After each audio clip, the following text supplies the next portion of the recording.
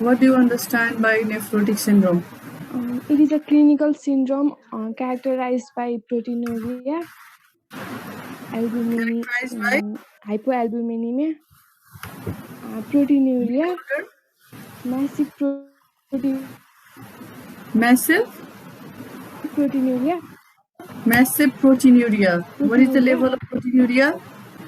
greater than 2.5 mg. Sorry, be louder. Greater than 3.5 mg. Yes, it's greater than 3.5 gram. Yes, per deciliter per day. What else? Hypoalbuminemia. Hypoalbuminemia, albuminemia, not albuminuria. Okay, hypo because there is massive proteinuria. There is hypoalbuminemia. All right. It should be in tip of your tongue. Generalized edema. Generalized edema. What is the other name of generalized edema? Anasarca. Anasarca. Very good. So anasarca, you will be asked in the context of edema. You must be asked in your first years as well as in this nephrotic syndrome. What else? And lipiduria. Yes. Before lipiduria, what will happen? Hyperlipidemia. Hyperlipidemia. The result of lipiduria is from hyperlipidemia. And can you tell me why there is hyperlipidemia? Because there is be a little louder. Increased synthesis of albumin. Because there is hypoalbuminemia, yes, liver response for compensatory replacement, and what will happen? There is, along with protein, lipid is also synthesized. Lipogenesis occurs as a part of lipoprotein synthesis, isn't it? So there is hyperlipidemia. Many examiners are fond of asking this question. Okay. Yes, ma'am. Okay, thank you. So you should be very prompt and rapid in answering as if you know very nicely. Okay, you should not think a lot about it. Okay. Okay, next is, who is there? Priyanka Yadav. Can you summarize it rapidly? Nephrotic syndrome is characterized by having protein per hour and hypoalbuminemia, which is less than 2.5 gram per deciliter. Generalized edema, which is known as anasarca and hyperlipidemia. Okay, Sushant, you tell me what are the primary diseases, primary kidney diseases that can cause this nephrotic syndrome? What are the diseases that are included in nephrotic syndrome? Immunoglobulin A nephropathy. Immunoglobulin A nephropathy, which is the commonest cause of nephrotic syndrome. I think immunoglobulin A, IgA nephropathy comes under nephritic syndrome. We just discussed nephritic syndrome in 3 headings, isn't it, in last class? And I just mentioned few of the diseases that are included in nephrotic syndrome. The primary cause of nephrotic syndrome. Yes. Can you tell me the primary cause of nephrotic syndrome? Membranous glomerulonephritis. Okay, membranous glomerulonephritis. Minimal change disease. Minimal change disease. Focal segmental glomerulosclerosis. Great. Out of 3, which is the commonest cause of nephrotic syndrome? Minimal change disease. Okay, same Sivan. You don't remember. Okay, Arun Rimal. Okay, can you help your friend? Why? Okay, tell me what are the diseases that are included in nephrotic syndrome? Do you know? You don't know? No, ma'am. Arun? Okay. So I want my students to complete their chapter as soon as the classes are finished. Like we are going through renal, and I personally find the topics of renal a little bit complicated. When I was MBBS student or MD student, MD resident, I used to find the renal topics little bit complicated. So I'm trying to simplify for you, and I want you to understand in that way.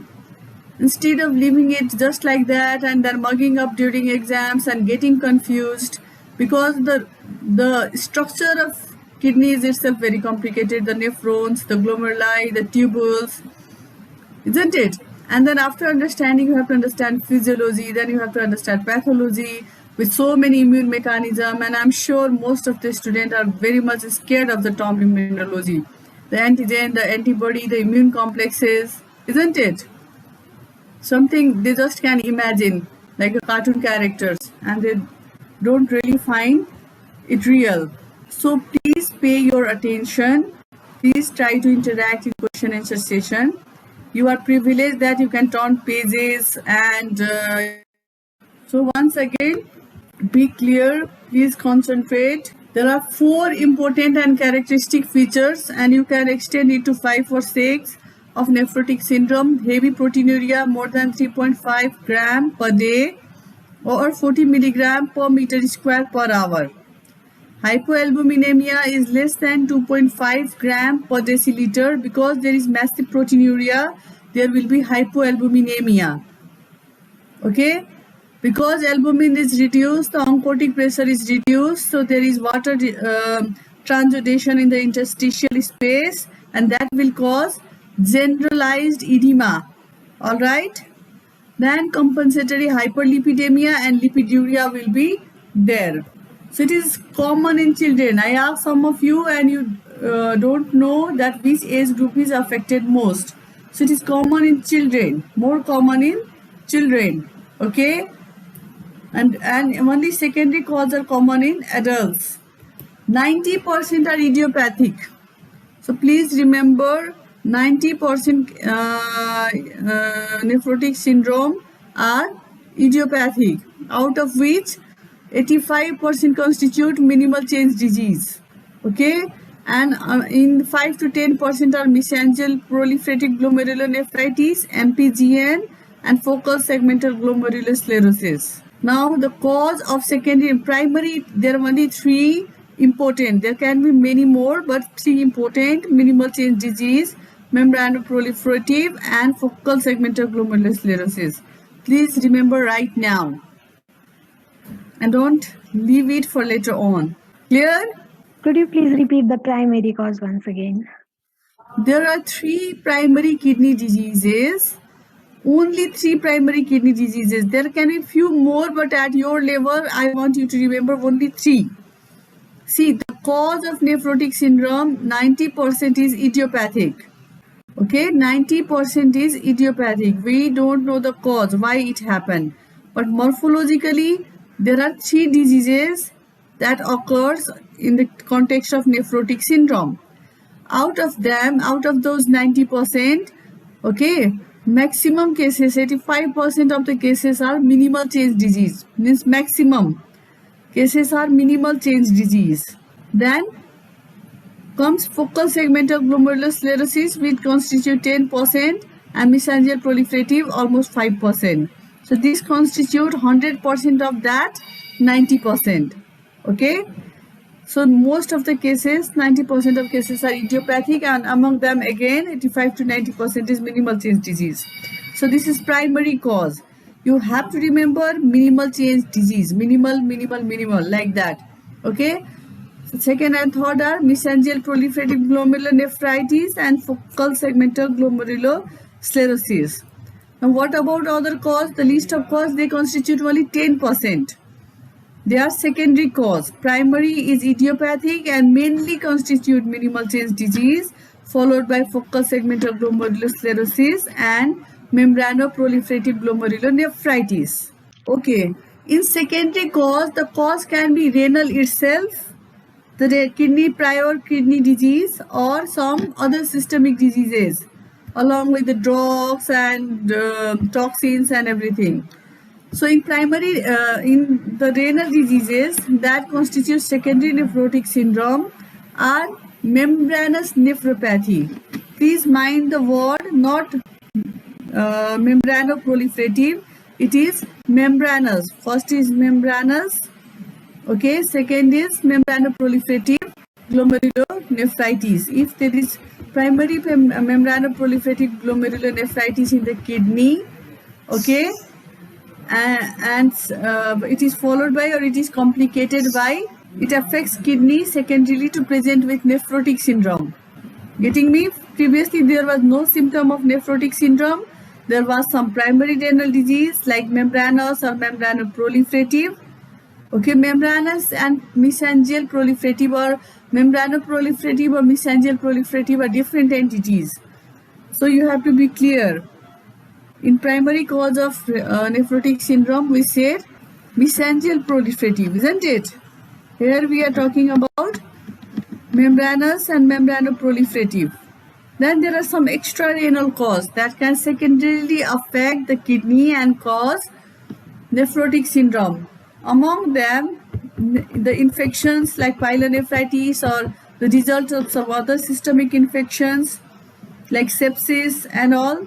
Many drugs are responsible for causing nephrotic syndrome. The long-term drugs like antihypertensive, anti-diabetic, drugs for chronic illness like arthritis and all those drugs which are used in heavy doses for long-term can cause nephrotic syndrome. Similarly, some drugs even in the first instance because of idiosyncrasy. Do you have idea of the word idiosyncrasy? Then I consider nobody knows. So idiosyncrasy is the term that is used for sudden reaction which was not expected. Okay? Sudden reaction which is not expected from that particular drug. Then comes many tumors because tumor metabolism occurs, tumor lysis occurs that causes overburden to kidney. Okay, like leukemia, lymphoma and some other neoplasias. There is filtration load on kidney, so many neoplasia can cause nephrotic syndrome. Similarly, systemic diseases, and most important systemic disease that can cause nephrotic syndrome is diabetes mellitus. Normally, diabetes mellitus affects kidney with the presentation of focal segmental glomerulosclerosis. And if you remember, if I change the slide, see that focal segmental glomerulosclerosis is one of the important 10% cause for nephrotic syndrome. So same focal segmental glomerulosclerosis can occur secondarily from systemic diseases like diabetes mellitus. Then some allergic reactions. If you remember in last class I said I have seen a case that presented with nephrotic syndrome following bee sting. Even insect bite, allergy to insect bite, allergy to some food, allergy to some contact agents can cause nephrotic syndrome. And allergy is just not the rash in the skin, okay? It can be very severe. And some familial and circulatory disorders. So in pathophysiology, because there is massive proteinuria, there is hypoalbuminemia. Because of that, there is reduced plasma oncotic pressure. Okay, and because of reduction, the fluid cannot be held in the compartment. If oncotic pressure is reduced, fluid cannot be held in the particular compartment. So what will happen? The fluid will go outside compartment, interstitial space. That is called transudation. Okay, if the fluid is not protein rich and it is going out, it is called transudation, and the product is called transudate. We have taught you in your first year classes also. So because of transudation of intravascular fluid from the intravascular compartment to interstitial compartment, there is accumulation, abnormal accumulation, and that is called edema. Now side by side, because there is hypoalbuminemia, liver is signaled to produce protein because protein is reducing in blood. So liver starts protein synthesis. At the same time, in the combination there is synthesis of lipid. Okay, so there is hyperlipidemia and lipiduria as well. Got it? Clear this pathophysiology? All right. So this slide just say what are the tests we can do. Protein. Now in idiopathic nephrotic syndrome, there are some causes like minimal change disease, focal segmental glomerular sclerosis, and mesangial proliferative glomerulonephritis. So let me share. We do electron microscopy. I hope you are aware of all these terms. You can see, you can Google for this. What is electron microscope? How does it look like? What is immunofluorescent microscope? How does it look like? How does it work? So you can Google rather than Googling the things which we have already taught and discussed. Now what do we see in electron microscopy? There is diffuse food process effacement. Effacement means it is lost or it is flattened, effaced. Food process is there, but it is not prominent. All right, so you have to be acquainted with this term, food process effacement, which is diffuse. Now, what are the essential features of this minimal change disease causing nephrotic syndrome? So renal glomeruli is normal and only visible under electron microscopy, which is hallmark, the extensive diffuse effacement of podocytes, that is visceral food process. Okay, podocyte, also known as visceral food process, by electron microscopy shows diffuse effacement. This is hallmark of minimal change disease. This is the only abnormality that occurs in minimal change disease. All right. And clinically, the patient presents with massive proteinuria, which is selective. Selective means only albuminuria is there. No other protein components are detected. While in other nephrotic syndrome, we may see non-selective proteinuria, all type of protein, albumin, globulin, and all type of proteins are being excreted. Okay, and surprisingly, this disease gets responded very well with steroid. So if patient is improving with steroid, we also give virtual diagnosis that it is minimal change disease if we are not able to take renal biopsy and do electron microscopy. Okay, so it is called minimal change because it has minimal change in light microscopy. It is also known as idiopathic nephrotic syndrome, nil disease. Yes, in exams we are very fond of asking which disease among nephrotic syndrome is called nil disease. Okay, so it has many synonyms and that can be asked. Nil disease, lipoid nephrosis, because lipid droplets are there in the renal tubules, because there is hyperlipidemia and lipiduria. We can see lipid droplets in tubules, so that is called lipoid nephrosis also. And food process disease, because only visceral food process podocytes are affected. Clear up to now? Yes? Ma'am. Okay. Yes. Now, just like post-streptococcal glomerulonephritis, which was prototype of nephritic syndrome. You remember nephritic syndrome? The prototype was post-streptococcal glomerulonephritis. Just like that, this minimal change disease, which is prototype of nephrotic syndrome, this disease affects, just like its counterpart, the pediatric age group. That was also bimodal. In peak age was 4 years, and in comorbidities above 60 years, isn't it? Similarly, here the peak incidence is little lower, but in pediatric age group 2 to 3 years, and in adults in 80s or 90s, quite elderly people. Okay, and it has male predominance in children, while there is no gender bias in adults. Okay, and it is glomerular disease. Mind you, though we see lipid droplets in tubules, the disease is basically glomerular disease. Minimal change disease is a glomerular disease.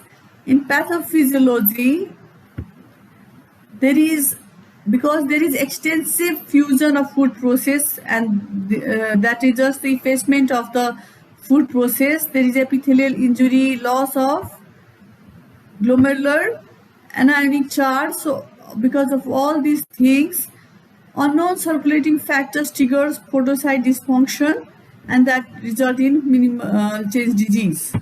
Okay, so pathophysiology mostly you are not asked, you are asked the morphology. Etiology, again and again and again we said it is idiopathic.